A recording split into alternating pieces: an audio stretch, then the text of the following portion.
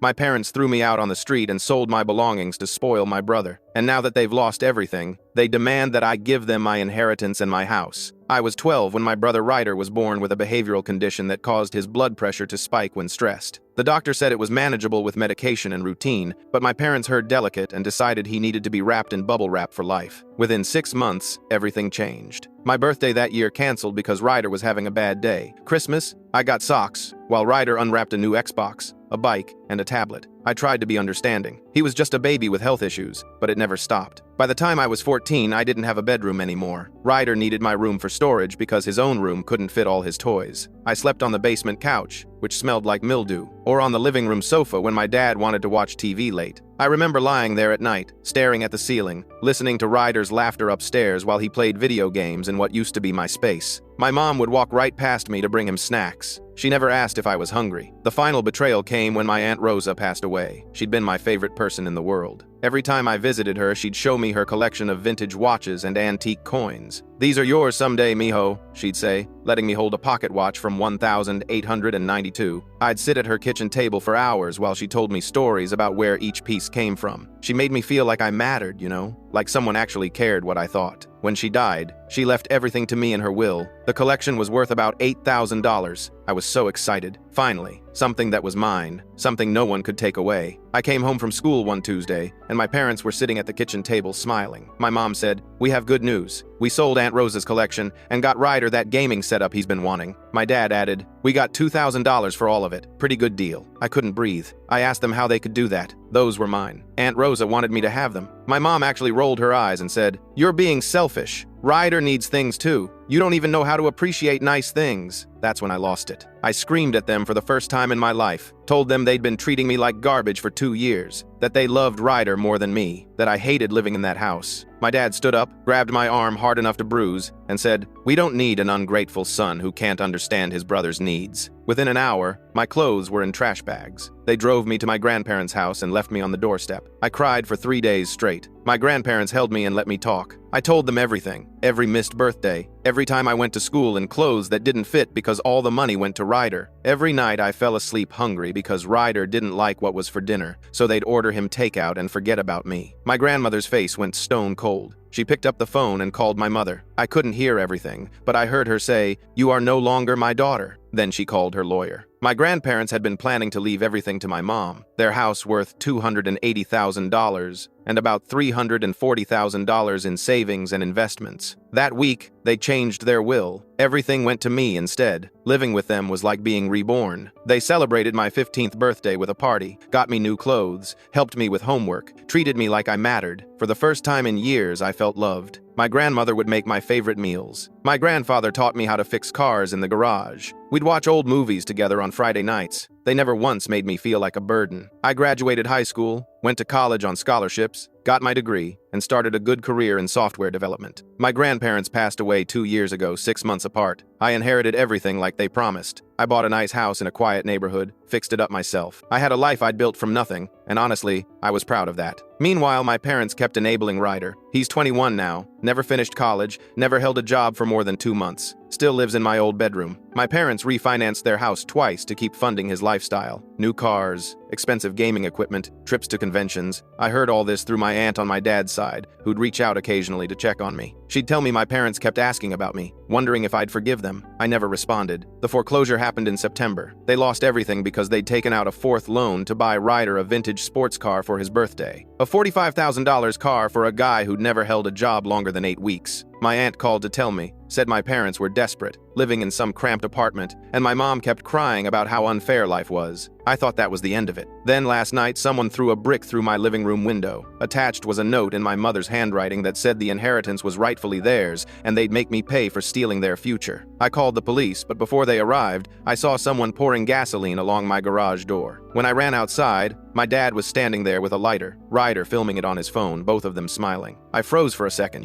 just staring at them. My dad's face was twisted into this ugly grin, and Ryder was laughing behind the camera, saying something like, "This is gonna be so sick when it goes up." The smell of gasoline was overwhelming, making my eyes water. I could see the liquid pooling near the garage door, reflecting the streetlight. "What the hell are you doing?" I shouted, my voice cracking. My hands were shaking so bad I could barely hold my phone. My dad looked at me with pure hatred. "Taking back what's ours," he said, flicking the lighter. The flame sparked to life, and I swear my heart stopped. "Your grandparents' money should have been ours. You stole it. You destroyed this family." "I didn't steal anything," I screamed back. "They gave it to me because you threw me out like trash." Ryder zoomed in on my face with his phone. "Look at him crying," he said, laughing. "What a little bitch. Dad, light it up already." That's when I heard the sirens. I'd called 911 the second I saw the gasoline, and apparently the operator had stayed on the line, hearing everything. 2 police cars came screeching around the corner, lights flashing everywhere. My dad's face went white. He dropped the lighter, and it clattered on the driveway, the flame going out. The officers jumped out, guns drawn, yelling at them to get on the ground. My dad tried to run, but he's 58 and out of shape. They tackled him in the yard, handcuffing him while he screamed about his rights. Ryder was still filming, like an idiot, until one of the officers grabbed his arm and twisted the phone out of his grip. "That's evidence," the officer said, slapping cuffs on Ryder too. "You just recorded yourself committing a felony, genius." Ryder's face went from smug to terrified in about 2 seconds. "Wait, what? I didn't do anything. I was just recording." "Conspiracy to commit arson," another officer said, picking up the gas can. "You're an accessory." They loaded both of them into separate squad cars. My dad was screaming my name, calling me ungrateful, saying I'd ruined everything. Ryder was crying, actually crying, begging the officers to let him go. It was honestly pathetic. One of the officers came over to me, a woman maybe in her 40s with kind eyes. "You okay, son?" she asked. I nodded, even though I wasn't. My whole body was shaking. "They were really gonna do it," I said. "They were gonna burn my house down." "We got here in time," she said. "You did the right thing, calling immediately.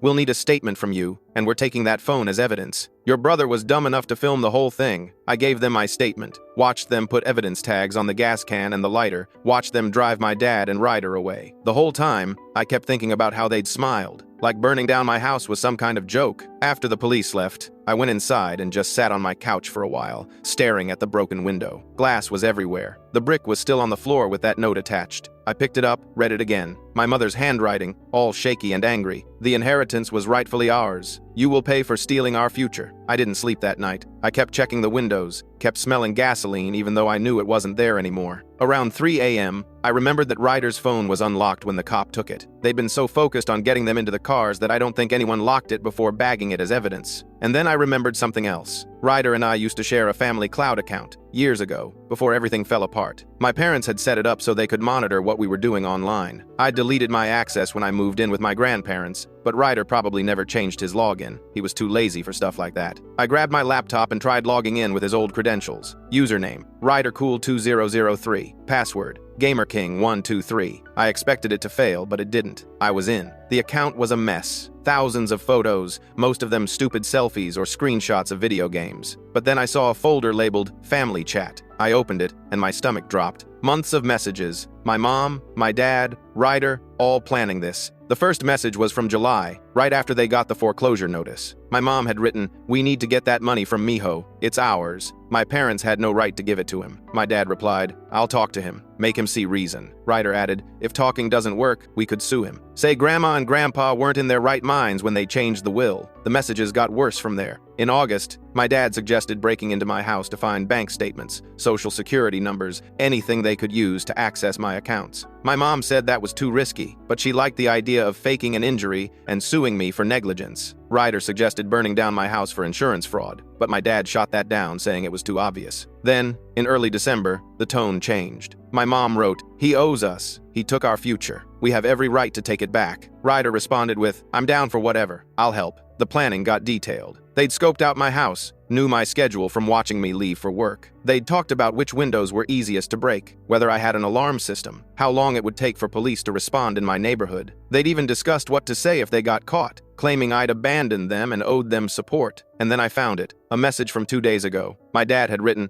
"Tomorrow night, bring the gas and the camera, we'll make him pay." Ryder replied, "Hell yeah, this is gonna be epic." I felt sick. These weren't impulsive decisions. They'd been planning this for months. They'd sat around, probably in that cramped apartment, plotting how to destroy my life, and they thought they were entitled to it. I took screenshots of everything. Every single message, every plan, every hateful word. Then I found something else in Ryder's cloud. Receipts. Lots of them. For items sold on eBay and Facebook Marketplace. A vintage record player, $800. An antique desk, $1,200. My dad's coin collection that he'd supposedly lost in the foreclosure, $2,500. Ryder had been stealing from them, selling their stuff online and pocketing the money. The total came to over $15,000, all while my parents were scraping together rent money and buying him whatever he wanted. I didn't know what to do with all this information. Part of me wanted to just turn it over to the police and be done with it. But another part of me, the part that remembered being 14 and sleeping on a mildew-stained couch, wanted everyone to know the truth. So I did something I'm not proud of, but I don't regret it either. I compiled everything. The messages, the planning,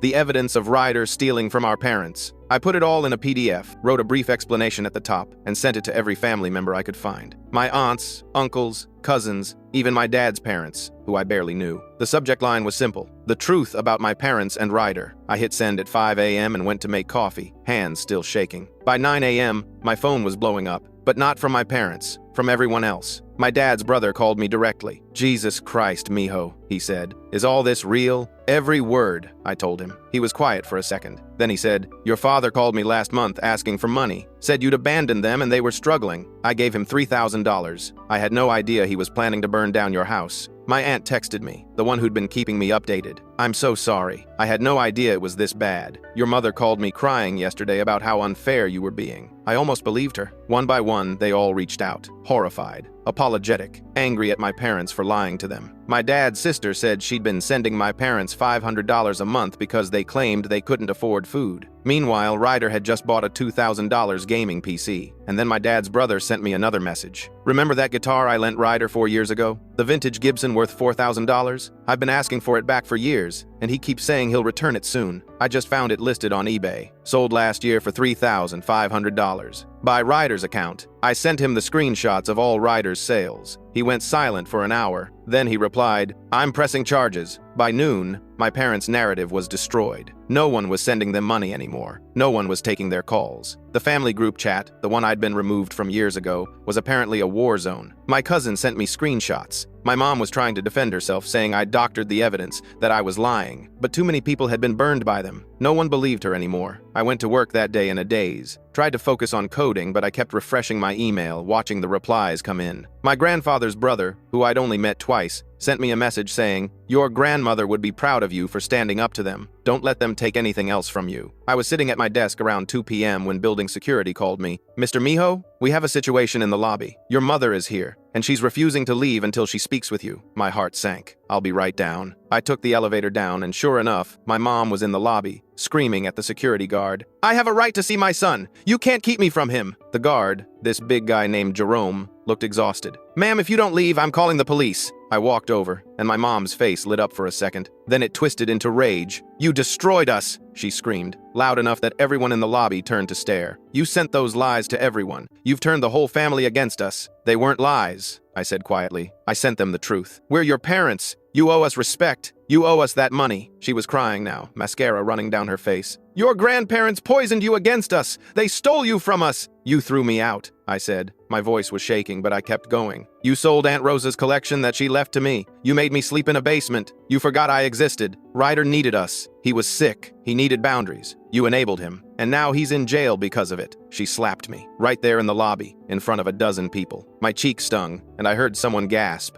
Jerome moved forward, but I held up a hand. "I want you to leave," I said, "right now, or I'm pressing charges for assault." "You wouldn't dare," she hissed. "I'm your mother. You stopped being my mother when you kicked me out at 14. Now leave, or I'm calling the cops." She stared at me, breathing hard. Then she said, "Fine, but this isn't over. Drop the charges against your father and Ryder and give us $200,000. That's what we need to start over. It's the least you can do." I actually laughed. I couldn't help it. $200,000? Are you insane? It's your fault we lost everything. If you'd just shared the inheritance like you should have, none of this would have happened. "Get out," I said. "Now." Jerome stepped forward, and my mom finally backed away, still screaming threats. "You'll regret this. You'll see. We'll make you pay." She left, and I went back upstairs, my hands shaking so bad I could barely type. My boss came by my desk later, asked if I was okay. I told him I needed a few days off. He didn't argue. That night, I came home to find all 4 tires on my car slashed. deep cuts, not repairable, and spray painted across my garage door in big red letters, thief. I should have been angry, but I was just tired. So damn tired. I pulled out my phone and checked the security cameras I'd installed after the brick through the window. Sure enough, there was my mom, wearing one of Ryder's hoodies pulled up over her head, slashing my tires with a kitchen knife. She'd even brought her own spray paint. I saved the footage and called the police, but then I stopped. If I kept calling the cops on them, this would never end. They'd keep escalating, keep finding new ways to harass me. I needed something bigger. That's when I remembered Ryder's cloud again. I logged back in and started digging deeper. His Google Drive, his emails, everything. And I found it. Messages between Ryder and people I didn't recognize. Buyers for stuff he was selling. Not just from my parents' house. From mine, too. He'd broken in last year, apparently. Stole some of my grandmother's jewelry that I'd kept in a box in my closet. Sold it online for $6,000. I had pictures of that jewelry, receipts from when my grandmother bought it. And Ryder had listed it all with photos, claiming it was his own family heirlooms. I compiled everything again. This time, I didn't send it to family. I sent it to the police, along with the video of my mom vandalizing my car. I included a detailed timeline of everything that had happened. Every threat, every crime. The detective who'd taken my statement about the arson attempt called me the next morning. "Mr. Miho, this is extensive. You've got evidence here of theft, conspiracy, vandalism, and more. Are you sure you want to pursue all of this?" "Yes," I said, "I'm sure. It's going to make things harder with your family. They stopped being my family a long time ago." He sighed. "All right,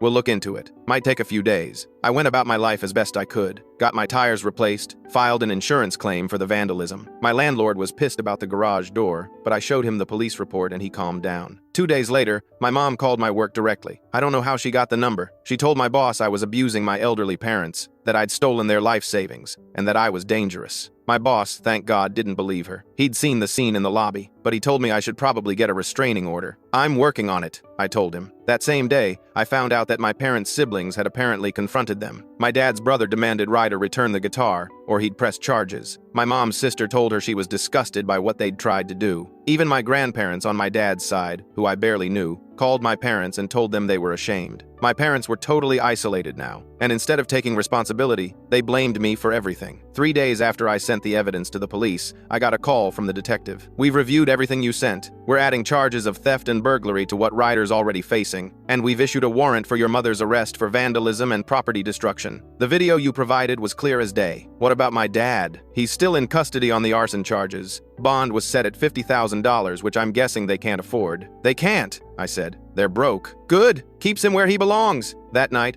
I actually slept well for the first time in weeks. I dreamt about my grandparents, about sitting at their kitchen table eating my grandmother's cooking. In the dream, she smiled at me and said, "You're doing fine, sweetheart. Just fine." I woke up to my phone ringing. Unknown number. I almost didn't answer, but something made me pick up. "Miho?" It was my mom. Her voice was shaky, scared. "Miho, please. You have to drop the charges. They're coming to arrest me. Your father's still in jail. Ryder's facing years in prison, and now they want me too. Please, baby. I'm your mother. You should have thought about that before you tried to burn down my house," I said. "Before you slashed my tires. Before you sold Aunt Rosa's collection. That was years ago. You need to let it go." "No," I said. "You need to face consequences for once in your life. All of you do." She started crying, big heaving sobs. "We'll lose everything. We have nothing left. Nowhere to go. You lost everything because you spent it all on Ryder. You refinanced your house 4 times. You bought him a $45,000 car when he's never held a job. You enabled him his entire life, and now you're all paying for it. He's sick. He has a condition. He has a behavioral problem that could have been managed with therapy and boundaries. Instead, you coddled him and let him become a monster. And now he's going to prison, where his condition won't matter at all." There was a long silence. Then she said very quietly, "I hate you." "Good," I said. "Now leave me alone." I hung up and blocked the number. An hour later, I was at my computer working from home when I heard a crash downstairs. I grabbed my phone and checked the security camera feed. The basement window was broken, and someone was climbing through. My mom. I called 911 immediately, whispering into the phone, "Someone's breaking into my house." My mother. She's supposed to be arrested for vandalism, but she's here. "I'm upstairs in my office." "Stay where you are," the operator said. "Units are on the way." I could hear her moving around downstairs, opening drawers, slamming cabinets. She was in my office now, the one on the first floor where I kept all my important documents. I watched on the camera as she rifled through my desk, looking for bank statements, checkbooks, anything she could use. I'd learned my lesson after the first break-in, though. Everything important was either digital or in a safe deposit box. All she was going to find was old utility bills and junk mail. But that didn't stop her from trying. She was getting desperate, throwing papers everywhere, knocking over my filing cabinet. I heard her screaming my name. "Miho! I know you're here. Come down and talk to me. I stayed in my office, door locked, watching her on my phone. The police were 3 minutes away. She made her way upstairs. I heard her footsteps in the hallway, heard her trying door handles. My bedroom, the bathroom, the guest room. Then she was at my office door, jiggling the handle. Mijo, open this door right now. We need to talk about this like adults. The police are on their way, I called through the door. You need to leave. I'm not leaving until you drop those charges. Your father is in jail. Your brother is facing serious time. You're destroying this family. You destroyed this family when you kicked me out at 14, I shouted back. You destroyed it when you sold my inheritance. You destroyed it when you chose Ryder over me every single day for years. She kicked the door, hard. Open this goddamn door. No, she kicked it again, and I heard wood splinter. My door wasn't gonna hold much longer. I moved to the far corner of the room, keeping my phone up and recording. That's when I heard the sirens. My mom heard them too, and she went quiet. Then she tried the door one more time, her voice suddenly sweet. Mijo, honey, please, let me in so we can talk before they get here. I'm your mother. I love you. No, you don't, I said. If you loved me, you would have never thrown me out. You would have never sold Aunt Rosa's collection. You would have never tried to burn down my house. The doorbell rang, followed by loud knocking. Police! Open up! I unlocked my office door and went downstairs. My mom followed, and when I opened the front door, she actually tried to shove past me to get outside, like she thought she could run. The officers caught her immediately, pulling her back inside.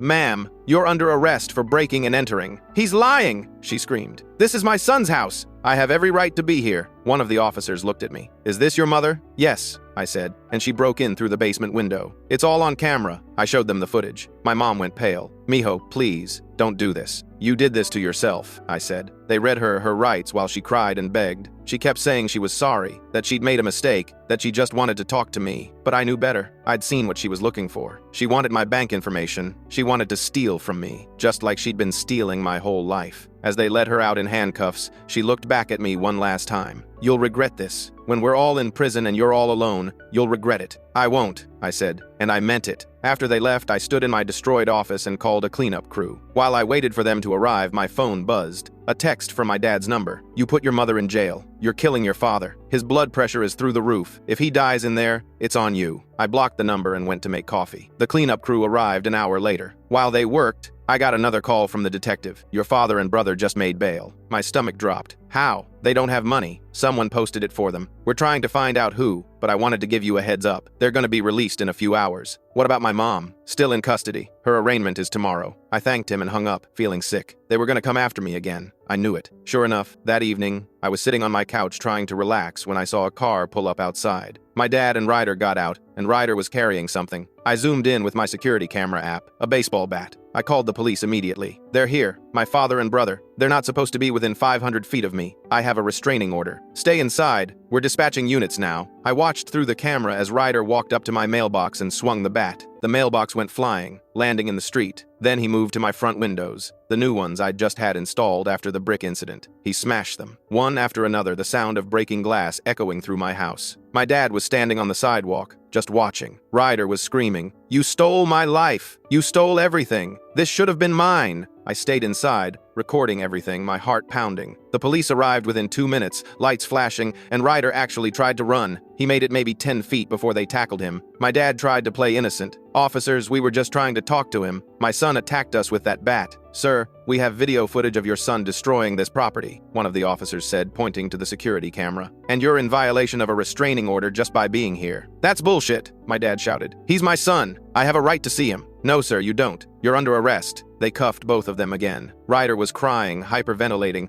saying his blood pressure was spiking and he needed his medication. The officers called for an ambulance, but they still took him into custody. As they loaded Ryder into the back of the squad car, one of the officers came to talk to me. "That restraining order your brother just violated? That's a felony. And since he's got the arson charges already pending, he's looking at serious time. The judge isn't going to be lenient." "Good," I said. My dad was screaming from the other squad car. "He's killing me. My blood pressure. I need my medication. This is his fault. He's killing his own father." I walked over to the car and looked him in the eye through the window. "You destroyed yourself," I said. "You and Mom and Ryder, you spent every penny you had on him. You enabled him. You taught him he could do whatever he wanted without consequences. And now he's facing those consequences, and so are you. He's your brother. He's sick. He's 21 years old and he's never been told no in his life. That's not a sickness. That's bad parenting." My dad's face went purple with rage. He tried to lunge at me through the window, but the handcuffs stopped him. "You ungrateful piece of shit! After everything we did for you. You threw me out at 14 and sold my inheritance. You did nothing for me." I turned and walked back to my house while he screamed threats. The officers drove them away, and I was left standing in my driveway, looking at my destroyed mailbox and broken windows. I was so tired, so fucking tired of this. But I wasn't backing down. Not now, not ever. The next morning, I got a call from my insurance company. They wanted to send an adjuster to assess the damage. I told them to come whenever. I also called a lawyer and set up a meeting. I wanted to make sure I was doing everything by the book. My lawyer, a woman named Patricia who came highly recommended,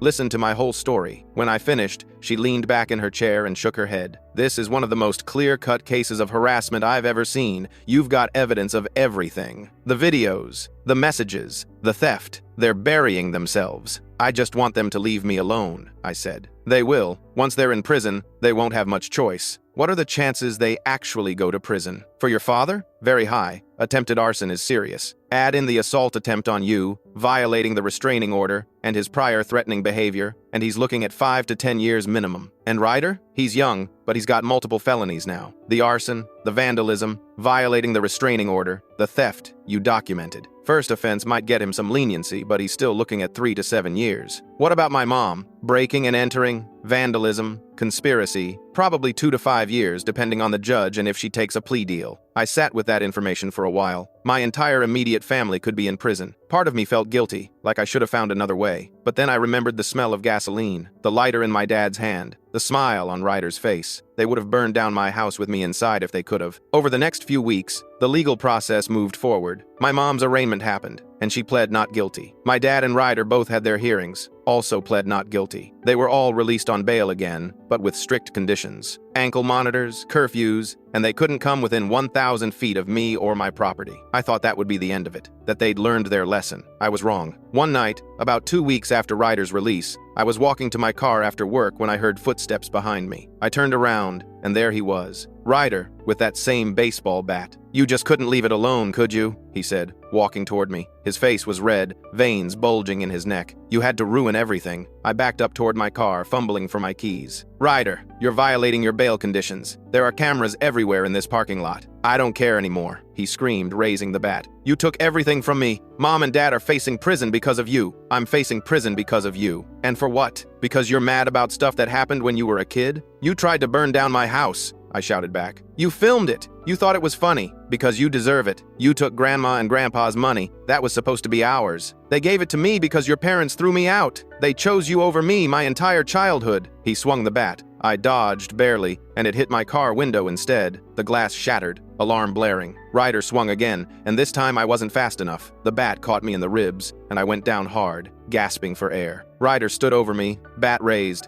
and for a second I thought he was actually going to kill me. His eyes were wild, empty, like he'd completely snapped. Then security came running out of the building, shouting. Ryder looked up, saw them coming, and ran. He dropped the bat and sprinted across the parking lot, disappearing into the street. Security called an ambulance and the police. I was taken to the hospital with 2 broken ribs and a concussion. While I was in the ER, getting x-rays, the police found Ryder. He'd gone back to my parents' apartment, and when they tried to arrest him, he barricaded himself inside. It took 3 hours to get him out. When they finally did, he was in the middle of a full breakdown, screaming, crying, saying he couldn't go to jail, that he couldn't breathe, that his blood pressure was killing him. They took him to the hospital first, then straight to jail. No bail this time. The judge ruled him a danger to others and to himself. While I was recovering in the hospital, my dad's cousin came to visit. I barely knew him, but he'd reached out after seeing the email I'd sent to the family. "I'm sorry I never checked in on you," he said, sitting in the chair next to my bed. "I knew your parents were tough on you, but I had no idea it was this bad." "It's not your fault," I said. My ribs hurt every time I breathed. "Your grandmother talked about you all the time, you know," he continued. "At family gatherings after you moved in with them, she was so proud of you. Said you were going to do great things, and she was right." I felt tears prick my eyes. "I miss her. She'd be proud of how you stood your ground here. She never liked how your mom treated you. That's why she cut her out of the will." "I know." He stayed for an hour, telling me stories about my grandparents that I'd never heard. When he left, he said, "If you need anything, you call me. Okay, you're not alone in this." I spent 2 days in the hospital. When I was released,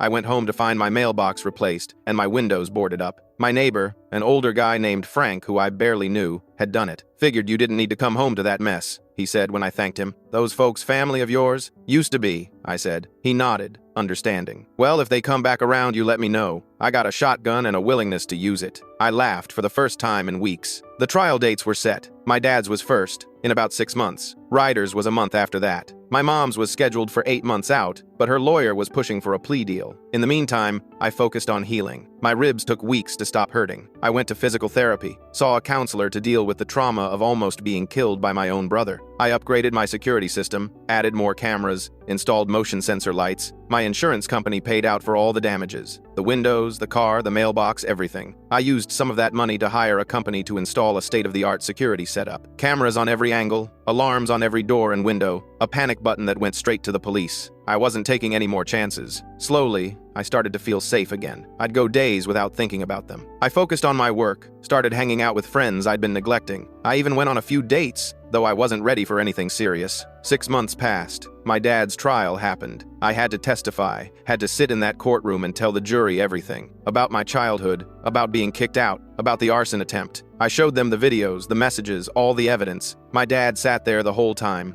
glaring at me. My mom was in the gallery, crying, making a scene every chance she got. Ryder was still in jail awaiting his own trial, so he wasn't there. The jury deliberated for 3 hours, guilty on all counts. Attempted arson, assault, violating a restraining order, conspiracy. The judge sentenced him to 8 years in prison. My mom screamed when the sentence was read. She had to be removed from the courtroom. A month later, Ryder's trial. He tried to claim he wasn't in his right mind, that his medical condition made him do it. The prosecutor brought in expert witnesses who testified that his condition could be managed with medication and therapy, that it didn't excuse his behavior. The jury found him guilty too. 7 years, with the possibility of parole after 4 if he completed anger management and therapy programs. My mom's trial was last. By that point, she'd taken a plea deal, pled guilty to breaking and entering and vandalism in exchange for 3 years, with 2 suspended. She'd serve 1 year, then be on probation. When it was all over, I sat in my car in the courthouse parking lot and just breathed. It was done. They were all going to prison. I'd never have to see them again if I didn't want to. I drove home, walked into my house, and for the first time in a year, I felt at peace. A few days later, my dad's cousin called me. "Hey, I just wanted to check in, see how you're doing after everything." "I'm okay,"